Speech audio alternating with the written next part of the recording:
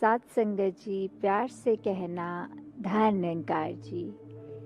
सभी अपने, जब पिता ही एक तो उसके बच्चे ही एक, ये परमात्मा जिसकी अंश आत्मा हम सभी हैं, तो सभी एक बराबर हैं, सभी अपने हैं। ऐसे भावों से जब ये सेवा का जज्बा भी अपने लाइफ में उतार पाए इस समय में भी, तो कैसे ये सेवा भाव को ही हर एक ने अपनाया, अपनी जिस भी कैपेसिटी में कर सके। ये पूरे संसार के लिए ही संत एक वरदान होते हैं, ये सारा परिवार ही अपना ही लगता है। तो कैसे हम अपने जीवन में, जहाँ ये समागम को स्थिरता के टॉपिक का भी नाम दिया गया है, कि ये क्यों एक शुरू में जब समागम पे हर साल जो एक थीम जैसे बनाते हैं, तो दासी के मन में यही आ रहा था कि आज संसार की ओर देखो तो कुछ भी स्टेबल बात नहीं दिख रही। हमेशा हर चीज़ तो चेंज होती ही रहती है, पर इस कोरोना के एपिसोड ने तो और ज़्यादा एक स्टैम्प लगा दी है कि हम खुद ये बात का एहसास करें, जब हर चीज़ बिल्कुल ऐसी हो गई है कि कभी भी नष्ट हो सकती है, कभी भी ख़त्म हो सकती है। इसके साथ साथ हमारे मन भी इतने विचलित होने लग गए, वो थोड़ा इमोशनली, मेंटली, फिज़िकली हर एक पे जो इम्पैक्ट आया, फिर भी वो क्या एक चीज़ है जो हमको ठीक रख सकती है, तो वो स्थिरता ही है कि हम जब स्थिर होंगे तो ही हम एक अपनी मजबूती से एक नॉर्मैलिटी की तरफ बढ़ पाएंगे। तो जहाँ बात ये आती है कि अब स्थिरता है क्या, तो यही है कि संसार में उथल पुथल होती रहनी है। एक हमारे लिए अगर सिचुएशंस भी कभी अनुकूल हैं, कभी प्रतिकूल हैं, कभी हमारा अपना सोच ही एक डायरेक्शन में जाता है, कभी दूसरी में। तो ऐसे हाल में हमें एक स्थिर होकर जब हम बैलेंस अपना बना पाएंगे, तो ही एक हमारे प्रोग्रेस के लिए वो काम आएगा। और ये स्थिरता हमने क्यों लानी है अपने जीवन में, वो भी इसीलिए क्योंकि जब हर एक चीज़ इतनी एक्सट्रीम हो जाती है, कभी अगर हम खुश हैं तो बहुत खुश, कभी निराश हैं तो वो एकदम डिप्रेशन भी, तो कैसे हर एक चीज़ संसार की हमें सिर्फ निराशा ही देती है। कभी कभी जो चीज़ सुख देती है वही दुख का भी कारण बन जाती है। जैसे अगर उदाहरण में लें कि आज अगर किसी ने सोचा कि हम नई गाड़ी ले रहे हैं, तो उसका इतना चाह, इतनी खुशी, और जैसे ही वो शोरूम से घर आती है और अगर कुछ उस पर किसी और की केयरलेसनेस की वजह से टक्कर लग जाती है, तो फिर वही बात कि अगर गाड़ी घर आती भी है, वो डेंट पड़ा होता है गाड़ी पे, तो वही चीज़ जहाँ इतने चाव से ला रहे थे कि ये सुख का कारण है गाड़ी, तो फिर वो दुख का कारण भी बन गया। तो कैसे हमने अपने आप को जब स्थिर करना है, तो हमने इस स्थिरता को प्राप्त कैसे करना है, हम स्थिर कैसे हो पाएंगे। तो वही बात कि अगर एक चीज़ है जो बहुत हिल रही है, हमारी जिस ज़मीन पर खड़े हैं वो ही अगर हिल रही है, तो हमारे लिए एक स्थिर होके बैलेंस बनाकर पॉसिबल नहीं। जैसे हम उदाहरण में आर्चरी स्पोर्ट होती है, उसका भी अगर एग्जाम्पल लें, या जो बच्चे डार्ट्स खेलते हैं कि कैसे एक बुल्सआई पॉइंट होता है, उसके ऊपर अगर हमें एम करना है तो पहले हमें अपनी पोजीशन एक लेनी है, हमें एक मजबूती से अपने पोस्चर को होल्ड करना है, और फिर ही हम वो एम कर पाएंगे। तो कैसे जब तक हम खुद ही स्थिर नहीं हैं, तो हमारे हाथ से वो डार्ट ने भी इधर उधर ही लगना है, अपने टारगेट को मीट नहीं करना। तो वैसे ही हम अगर देखें कि हम खुद ही अगर एक ऐसी नाव में बैठे हैं जो इतनी लहरों से हिलडुल हो रही है, तो फिर हमारे को ये भी नहीं पता कि हम किस समय हमारी नाव ही उलट जाए, जिसको हम स्थिर मान रहे हैं वही सहारा ना हो। एक जो समागम का लोगो भी बना है, जो एक पेड़ के रूप में एक इंसान को सिंबॉलिकली दिखाते हुए कि चाहे आंधियां हवा आई हैं, पेड़ बहुत हिल रहा है, ऊपर से देखने में पत्तियां भी और डालियां भी, पर पेड़ उखड़ नहीं रहा। वो पेड़ की जो रूट्स हैं वो ज़मीन के अंदर इतनी पक्की हैं, इस मिट्टी के साथ ऐसे एक स्ट्रेंथ के साथ लगी हुई हैं। तो फिर ये कारण रहा कि ये पेड़ गिरा नहीं, क्योंकि उसकी नींव मजबूत थी। वैसे ही हम मनुष्यों को एक कितनी भी मानसिक या एक सिचुएशनल उथल पुथल जब आती है, तो अगर सब कुछ ही हिल रहा है, तो हमें स्थिर होने के लिए अपनी क्या रूट को मजबूत करना है। तो बात यही है, ये परमात्मा ही है जो एक सच्ची मजबूती है, और इसको हमने सिर्फ एक अपनी सहूलत से नहीं याद करना। ये मेंटेनेंस की चीज़ नहीं है कि आज हमारा सब कुछ अच्छा चल रहा है तो हमने एक एहसास ये खो दिया, शुक्राना नहीं किया। पर ये सदैव एक लॉन्ग टर्म हमारा, अगर हमें स्थिरता चाहिए तो ये परमात्मा को याद रखना होगा। और याद रखने से पहले का स्टेप कि जब परमात्मा को हम जानेंगे तो ही उसको याद कर पाएंगे। तो ये जो ब्रह्म ज्ञान है, यही हर एक के हिस्से एकमात्र सल्यूशन कि ये स्थिर के साथ जब हम जुड़कर स्थिर हो जाएंगे तो ही एक हम वाकई ही एक स्थिरता को, परमानेंस, आनंद की तरफ, एक सहजता की तरफ, एक बैलेंस्ड अप्रोच की तरफ, तो हम वाकई ही स्थिर हो पाएंगे। जैसे अगर हम देखें कि हम चाहे संसार में कितनी चीज़ें, अगर ये 9 द्वारों की भी जो बात होती है कि धरती, अग्नि, पानी, वायु, जीव, आकाश, सूरज, चांद, सितारे, अगर इनका भी उदाहरण देखें तो सूर्य उदय के समय सूर्य निकलेगा और सूर्य अस्त समय वो अस्त हो जाएगा। तो कैसे ये भी स्थिरता में नहीं है, ये भी बदलते रहते हैं। ऐसी कोई भी चीज़ की धरती पे भी कभी भूकंप आ जाते हैं, एक बाढ़ आ जाती है, तो ना पानी, ना धरती, ना आसमान में सूरज, चांद, सितारे, ना वायु, जीव, आकाश, कुछ भी ये स्थिर नहीं है। जो स्थिर है वो परमात्मा है, जिसकी वजह से ये सब हैं, पूरा ब्रह्मांड है। और अगर इसी के साथ जुड़ेंगे तो ही हम ये आनंद की अवस्था प्राप्त कर सकेंगे।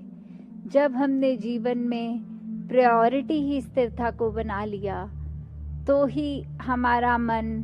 हमेशा एक सहज भाव में रहेगा कि कैसे हम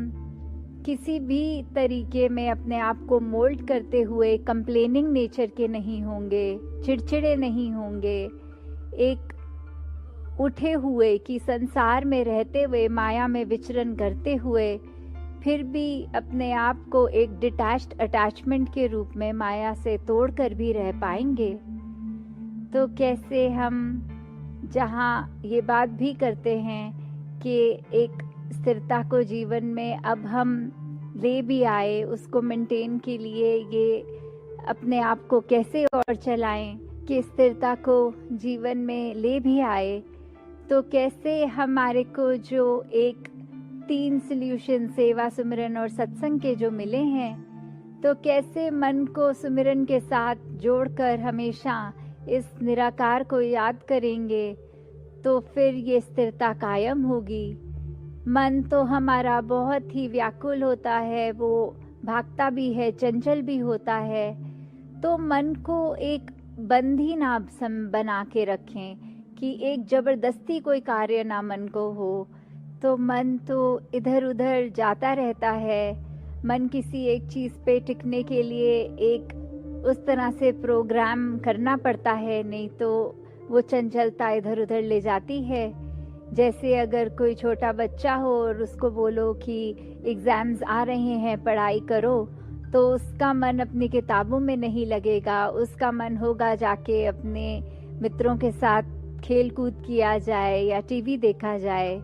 पर फिर भी वो मन को चैनलाइज करना पड़ता है, वो बच्चे को समझाना पड़ता है कि क्या फ़ायदा होगा अगर आप पढ़ाई करोगे इस समय, जब एक बार एग्ज़ाम्स ख़त्म होंगे तो खेल कूद भी कर लेना। तो कैसे एक मन को उस तरह फिर आकार देना पड़ता है कि वो एक नेचुरल तरीके से सही जगह आके टिके। जैसे एक भंवरा होता है, वो कैसे उसको बताना नहीं पड़ता, वो अपने आप आके फूल के ऊपर ही टिकेगा। तितलियों ने भी फूल के ऊपर आना होता है। तो कैसे फिर एक जबरदस्ती बंधक का रूप नहीं, पर सहजता से वो मन स्वयं सही चीज़ पे टिकेगा, इस परमात्मा पे टिकेगा। और कई बार एक अगर डॉक्टर होता है, उसको एक औषधि, एक दवाई रूप में भी कुछ कई बार देना पड़ता है, अगर नेचुरली चीज़ वैसी नहीं हो रही कि वो अब फॉल इन प्लेस करें, कि जिस तरह जो चीज़ होनी है अगर शरीर उस तरह चल नहीं पा रहा तो एक इंटरफेरेंस, एक मेडिसिन रूप में आ जाए तो अपने आप चीज़ें सही होंगी। तो वहीं पर वही बात कि ये रूह की खुराक, ये सिमरन, इस परमात्मा का एहसास, फिर ये रूह की खुराक लें कि ये सिमरन को जितना करेंगे उतना अपने आप ये चंचल मन स्थिर से वापस आके जुड़ेगा। तो कैसे एक चंचल मन, तो एक कहानी जो एक व्यक्ति है जिसके एक पेट, एक बंदर होता है और एक बकरी होती है। तो कैसे वो व्यक्ति कहीं निकल जाता है अपने काम पर, और जब वो निकल जाता है तो बंदर वो उस तरह से बहुत स्मार्ट होता है, वो अपनी बंधी हुई रस्सी को खोल लेता है और पूरे घर के बर्तन, सारा सामान तहस नहस इधर कर देता है। और फिर जैसे ही उसको आहट आती है कि मेरा मालिक वापस आ गया है, वो अपनी रस्सी अपने शरीर के साथ फिर बांध लेता है, पर बकरी की रस्सी खोल देता है ताकि वो मालिक को आके लगे कि ये तहस नहस तो इस बकरी ने मचाई थी, ये बंदर तो अच्छा है, ये तो अपनी जगह पर ही रहा है। तो कैसे हमारा मन चतुर चालाकियाँ भी कर लेता है, हमारा मन कैसे जानते हुए कोई चीज़ सही नहीं है फिर भी उसी को करना चाहेगा और बाद में अपना बचाव के लिए भी एक बैकअप तैयार करके रखेगा। कैसे मन संकोच भी नहीं करेगा कि ये कोई स्थिति मेरे हिसाब से नहीं है तो मैं इससे कैसे बचूं, और चाहे बचने का सल्यूशन ये भी निकाल ले कि किसी और को अड़चन में डाल दें। तो कैसे हमने मन को भी फिर वो चैनलाइज करना है। जैसे एक मन की ही बात यहाँ है स्थिरता के साथ जुड़ने की, जो एक कवियों ने भी आप सुनेंगे कवि दरबार की एक थीम, स्थिर से नाता जोड़ के मन का जीवन को हम सहज बनाएं। ये जो थीम है कि कैसे मन का नाता स्थिर से जुड़ना, मतलब मन को इस परमात्मा से हमने जोड़ना है, तो ही एक ऑप्शन है कि इसी से ही जुड़ना है, तो ही पॉसिबल है कि हम अपनी सारा जीवन हम सहज रूप में काट लेंगे। फिर हमको गर्मी गर्मी नहीं लगेगी, सर्दी सर्दी नहीं लगेगी। हाँ, फिजिकली ज़रूर वो होगा, पर सिंबॉलिकल मतलब कि फिर कुछ परेशानियाँ उस तरह हमको अफेक्ट नहीं करेंगी कि हमें निराशा फेस करनी हो। फिर सब एक रस लगेगा कि बिल्कुल ऐसे ही सही कि जब तक स्थिर नहीं है तब तक सब हमें डामाडोल लगेगा। जब हम स्वयं स्थिर के साथ जुड़ गए तो स्थिर हो गए। एक कहानी और जो दासी ने पहले भी आपके साथ साझा की है कि कैसे एक व्यक्ति अपने घर में कुछ ढूंढता हुआ सारा सामान इधर उधर कर रहा था, तो उसका मित्र जैसे ही उसके घर पहुंच के बोलता है कि क्या हो गया, तो वो कहता है कि मैं अपनी घड़ी कुछ समय से ढूंढना चाह रहा हूँ, वो नहीं मिल रही, सारे कपड़े भी मैंने अलमारी से निकाल दिए, सब कुछ मैंने इधर उधर बिखेर दिया है, कुछ नहीं, मेरे को घड़ी नहीं मिल पा रही है। तो उसका मित्र कहता है बस आप वहाँ अपने बेड पे बैठिए और मुझे सिर्फ 2 से 3 मिनट दीजिए, मैं आपकी घड़ी ढूंढ के देता हूँ। तो वो व्यक्ति फिर मित्र की बात मानकर ऐसे जब बैठता है तो वाकई ही वो मित्र कुछ देर में उसको उसी की घड़ी ला कर देता है। तो ये अब हैरान व्यक्ति कि ये कैसे हुआ, मैंने तो इतना समय लगाया अपने घर को, सब सोफे के गद्दों के नीचे भी देख लिया, सब जगह नहीं मिली। तो जब उससे पूछा कि इतनी जल्दी कैसे ढूंढ लिया आपने मेरी घड़ी को, तो उसने कहा कि जब आपने ये एक जगह बैठ गए आप और आपने ये हलचल करनी कम करी, तो एक साउंड कैंसलेशन हो गई और कैसे फिर मुझे सिर्फ वो घड़ी की सेकंड की जो सुई होती है टिक टिक करती, उस पे मैंने अपना ध्यान एकाग्र किया।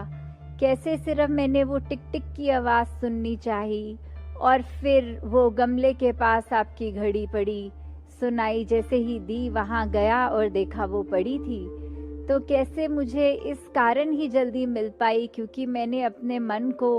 वो घड़ी की सुई की टिक टिक पर स्थिर किया और उसी से कनेक्टेड होके उसी साउंड की तरफ अट्रैक्ट होते हुए वो घड़ी भी मिल गई। तो कैसे हम जब तक स्थिरता को नहीं अपनाते, जब तक इस परमात्मा से एक नहीं हो जाते, अपना असली रूप हमारा क्या है, इस निरंकार को नहीं पहचान लेते, तब तक मन का स्थिर होना पॉसिबल नहीं है। तो अंत में दासी एक यही अरदास करते हुए हर एक के लिए कि कैसे हम अपने जीवन में ये स्थिरता ला पाएं, कैसे हम एक रस होकर, कैसे हम हर एक के लिए अपने आप को अर्पण करते हुए सेवा भाव में रहें और इस परमात्मा को ही हमेशा 24 घंटे याद रखें। तो कैसे हमने इसी के ऊपर अपने आप को बेस्ड रखना है, पूरा जीवन अपने आप इसी के ऊपर जब आधारित करेंगे तो वाकई ही मन भी शांत होगा, स्थिर होगा और सहजता, भक्ति, एक मानवीय गुण सब अपने आप हमारे अंदर इनकलेट हो जाएंगे। तो दातार सभी पे कृपा करे कि पूरी मानव जाति पे जहाँ हम एक अपना अर्पण कर सकें, हर एक को अपना परिवार मान के एक पॉजिटिव कंट्रीब्यूशन इस संसार के लिए एक वाकई ही मनुष्य हैं तो वरदान रूप में बन सकें। साथ संगत जी, ध्यान निरंकार।